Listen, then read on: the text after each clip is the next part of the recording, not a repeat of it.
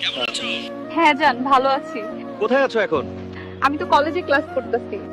আচ্ছা আচ্ছা, তাহলে ক্লাস করো, রাখি। চিন্তা করো না, আচ্ছা পরে কল দিও। শোনা, তোমার জামাই একটা আস্ত গাধা। আরে ধুর রাখো ওর কথা, সুযোগ পেলেই ওরে ছেড়ে দিবি। তুমি আমার সুখ। কি ব্যাপার হালকা, এত খুশি কেন? বউ ফোন দিছিল স্যার, তাই একটু খুশি লাগতেছে। যাক, এভাবেই হাসি খুশি থাকো সব সময়। বৌমা, তুমি আজকেও সেই ছেলের সঙ্গে ঘুরে আসলা? হ্যাঁ ঘুরছি, বেশ করছি, আরো ঘুরবো। আজকেই হালকারে সব কইতাছি। হালকা বাপ, তুই তো আমার কথা বিশ্বাসই করস না। তোর বউ আজকেও এক পোলার লগে ঘুরতে গেছে। আরে মা, তুমি বেশি কথা বলো। আমার বউ একজন যথেষ্ট ধার্মিক পর্দাশীল একজন মেয়ে।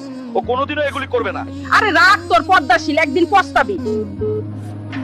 আম্মা, আমি বয়ফ্রেন্ডের সাথে ঘুরতে যাইতাছি, রান্না বান্না সব করে রাখেন। ছি ছি, আজকেও যাইতাছে অন্য পোলার লগে, এর বিহিত আমি করতাছি। দাঁড়া জান গো, আর ভালো লাগে না।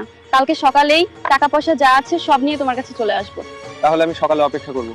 শোনা, ওপরে পর্দা, নিচে গড়তাছি। আজকে এই সব ইটিস পিটিস ভিডিও কইরা হালকারে দেখামু, এবার যদি ও বিশ্বাস করে আমার কথা। এবার দেখ হালকা, তোর ফোনে ভিডিও পাঠাইছি তোর পর্দাশীল বউয়ের। যার লাইগে এই প্রবাস জীবন আইসা কষ্ট করতেছি, আর সে এমনি আমারে ঠকাচ্ছে। আমার কথা তো বিশ্বাস করিস নাই, এবার বোঝ। আমি কালকেই ছুটি নিয়ে গ্রামে আসতেছি। করুণাময়ী, তোর আর সেজে গুজে বের হওয়া লাগবে না। একবারের জন্য বাসা থেকে বের হয়ে যা, আমি সবই জেনে গেছি।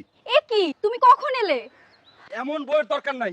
তোরে আমি তালাক দিলাম, এবার তুই কই যাবি? যা। আমি এমনিও তোর সাথে থাকতাম না। ভালোই